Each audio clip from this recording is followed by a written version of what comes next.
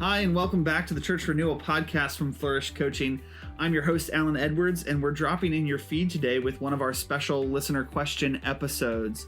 We put out on Facebook and Twitter to our friends and to our colleagues that we're starting this podcast, and we just basically said, what do you want to talk about when it comes to the renewal and revitalization of churches? And we're looking forward to digging into some of these. We'd love for you to join the conversation with us. So you can reach us by email. I'm alan@flourishcoaching.org. That's ALLAN. You can reach our director, Matt, at flourishcoaching.org by email as well.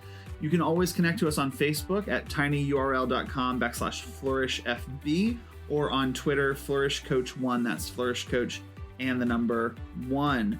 Share your thoughts and questions, and maybe you'll be featured on a future episode here of the podcast. Flourish exists to set ministry leaders free with the gospel so that they can be effective wherever God has called them.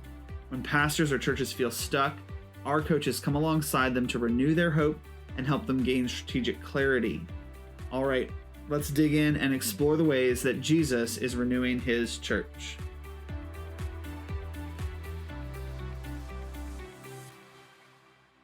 So we're back doing listener questions here on the Church Renewal podcast. I've got Matt Bowling, Executive Director of Flourish, in the studio with me today. Matt, do you like doing these listener questions? These are awesome and fun. I just like that people are thinking about renewal revitalization. We put this question out on Facebook, and in like 12 hours, we got how many questions? Easy. At least. And it'll keep going long after we'll be done recording this. Yeah, it's fantastic. We are at a moment where people, particularly in our circles, are asking anew, how do we revitalize our churches? So that's Absolutely. Really exciting. Yep.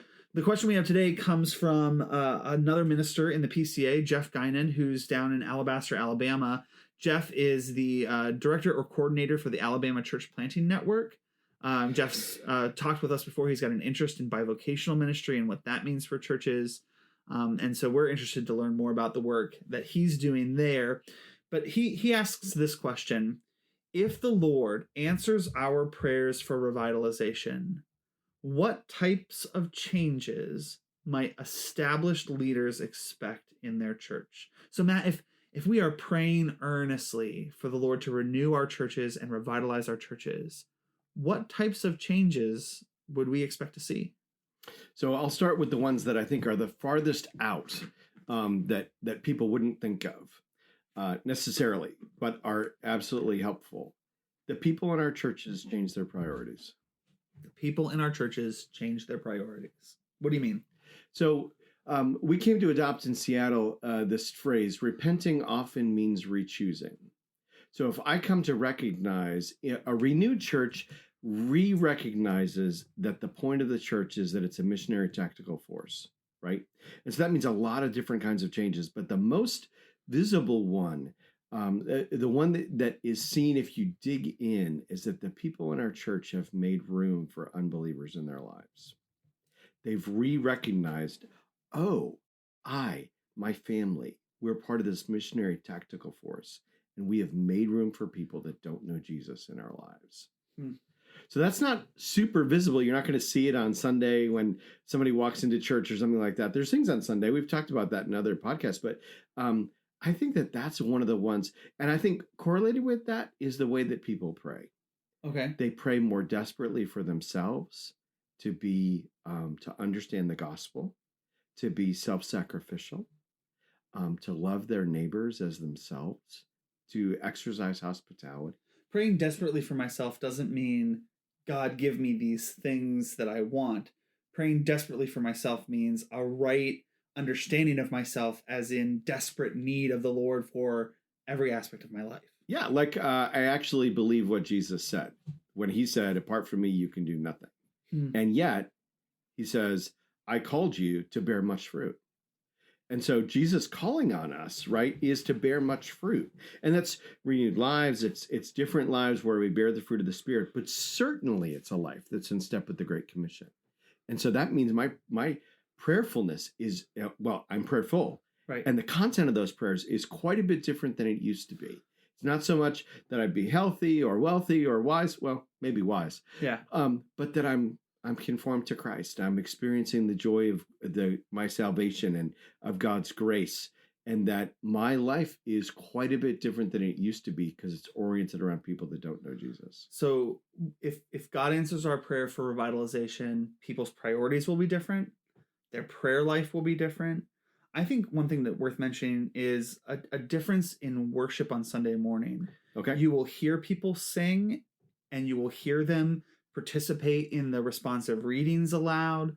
You will voices will sound different on Sunday if God has renewed our worship and made it joyful and reverent. Absolutely, because people will be re-experiencing the gospel in the midst of worship and want to. And so they'll evidence it by the way that they participate. And that's significant, I think, for people who come to visit or new people, is that they come in and they go, oh, these people actually mean what they're talking about. They're not just here flapping their gums because that's what you're supposed to do. Yeah. Absolutely.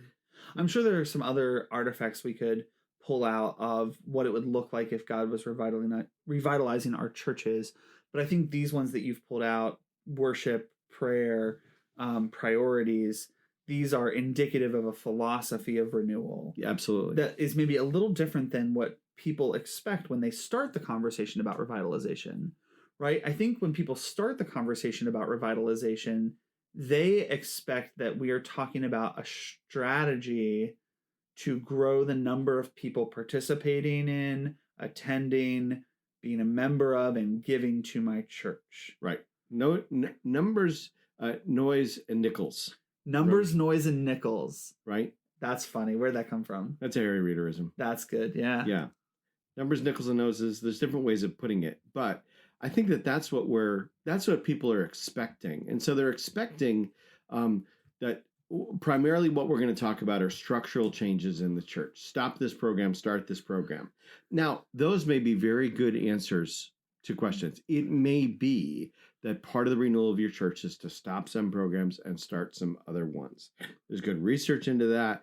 But what we're interested in is there may well be, so a significant book in this is The Trellis and the Vine, right? And so there may well be in a church that needs renewal, both vine work, certainly there's going to be vine work that's needed. Vine work, just real quick definitions. What is the trellis? What is the vine? Okay, so the vine is the organism. What's the health of the organism? And we were giving at the beginning of this question period here, these things I was talking about were the elements of the healthy organism that you want to see developed. Organism right? is the body of believers. The body of believers, Okay. right. The vitality, the spiritual lives of those believers. The organization would be the trellis, right? It's the structure that's meant to serve the ends that Jesus has for the organism. So, for example, Sunday school is an aspect of the trellis. A building is an aspect of the trellis. A small group ministry, aspect of the trellis. The point of the trellis is not to exist for itself. Many times in renewal churches, things continue to exist. Nobody knows why they're there. They're not accomplishing anything, but we surely can't let them go. And that's small churches and big churches. And big churches, absolutely. Right. I had an interaction with a renewal pastor some years ago. And he went into a small church that was maybe 100 people. Guess how many committees this church of 100 people had? I mean, you're setting me up for a big number, so I'll say 10. 42. If you could see the look on Elvin's face, you would be surprised, dear listener. 42 I'm someone that likes organizational development.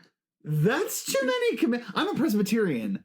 That's too many committees. Absolutely. So what it was is that at some point when the church was multiple hundred people, 42 committees made sense. But as the church shrunk over the years, they never got rid of any of the committees. And nobody had any time to tend towards vine things because they were completely consumed with trellis things. Interesting.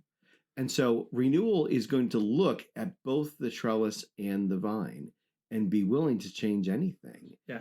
Because of the missionary impulse that we've regained. And so regaining that missionary impulse, regaining Jesus's scorecard for the church, that's really what we mean when we talk about God answering our prayer for renewal and revitalization. Absolutely. That's the root of it. Yes. To borrow that language from the guys over at Christian Counsel and Education Foundation, right? The root is getting aligned with Jesus and his mission for the church. Absolutely. The fruit that grows out of that could look different in different places. Right. Absolutely. So it could look like what everybody hopes for and assumes, that this church is going to grow in participation, numbers, nickels, noses. Yep. Right? They're going to grow. What are a couple other fruits that are the fruits of renewal Right. that maybe you've seen that don't look like what most people expect Sure. to see as a fruit of God answering these prayers? Sometimes a move in renewal, particularly if it involves needed conflict. So one of my taglines as I coach people, as we do conferences and teaching, things like that, is that church renewal is more than, but less, it's not less than, it's more than, but it's not less than a series of staged conflicts. That's what's going on in the New Testament letters. The apostles are confronting God's people with ways that they need to change so that they're aligned with Jesus' scorecard. Sometimes when you do thoughtful, spirit-filled conflict, your church will end up smaller. But it's the very thing that's needed for renewal to happen. Interesting. So you could have an exodus of people. You could have a conflict that blows up. But that sometimes a conflict blows up in a church because of something unhealthy in the church. Absolutely. Sometimes a conflict blows up in the church because of something healthy. Yeah, because the leader's trying to lead it towards health. So, for example, we made a change in our church in Seattle. I'm not sure the change is super relevant, but we made a change in our church in Seattle that we knew would rankle some people. So we did it very thoughtfully and deliberately. We preached on it. I went, as we announced where it was going to go, we gave people time to reflect on it, to ask us questions. I went and sat in people's homes with open Bibles across their kitchen tables and talked through this particular change we were going to make and why we're going to do it from the scriptures, why we thought it was important. We lost every single one of those families that we thought we would lose. Wow. But we did it with very clear consciences. We lost them because they did not want to align with a particular biblical value that we were reasserting in the church.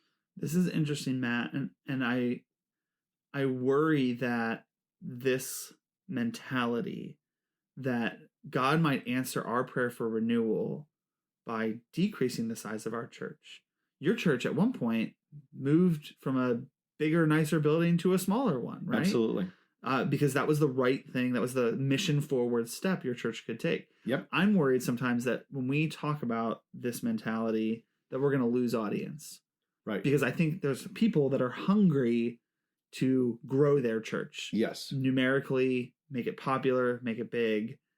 And it might be that God does that because we are living in the midst of a culture that is hungry for community and connection and truth and a foundation. I mean, and we have a confidence that Jesus is advancing his kingdom. What's our tagline, right? Today dawned because Jesus is yet gathering a people and using us to do it.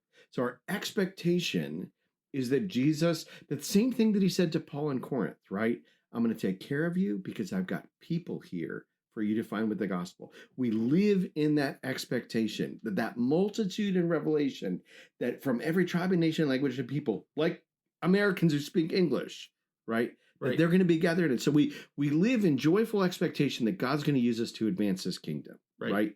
That's our posture. That's why we're here, right? We expect him to do that and to do it through us. Sure. Right? Yeah. But sometimes the first move of that is it may go smaller first because you confront things that have been left unconfronted in the past. So when we relook at Jeff's question, if the Lord answers our prayer for revitalization, what type of changes might established leaders expect? Really, what we can expect is that the Lord will answer the prayers of his people. He will do it unto his glory and for the good of his church, and whatever that means in our context. If that means our church closing, if that means our church merging, if that means our church becoming the most significant church in the community. But what we can expect is that the Holy Spirit is going to bless and move through the means of grace, through prayer, through worship, through leadership. If we are praying to be renewed in the gospel, and then our churches are renewed in the gospel, we will see changed lives. Absolutely. A new community that is marked by prayer and reverent People and joyful growing in their worship. discipleship. Yes, people moving in holistic, progressive discipleship. We can expect God to do what he says he'll do. Absolutely. We don't know what it will look like for us. Right. But we can expect God to do what he says he'll do. Absolutely. That's beautiful. Yep. Hey, this has been a great conversation about expectations. Thank you so much, Jeff, for this question. What have you seen, listeners, in terms of how God has renewed churches? What are you expecting or hoping for? Are you praying that your church might be renewed? We'd love to pray with you and pray for you. We'd love to hear your thoughts. So please feel free to reach out to us. You can get us by email. Our executive director is matt@flourishcoaching.org. My name is Alan. I'm your host, and I'm alan@flourishcoaching.org. You can also visit us on Facebook, facebook.com or tinyurl.com/flourishfb. That's tinyurl.com/flourishfb. We would love to keep this conversation going with you and with others. So please rate the podcast, leave a comment or review, subscribe to it, share it with a friend so that we can expand the conversation about church renewal. We do this because we believe at Flourish there is only one fully sufficient reason that this day dawned, and that is that Jesus is yet gathering a people to himself and using us to do it. So please join us as we pray for the renewal of our churches and dig into the ways that Jesus is renewing his church.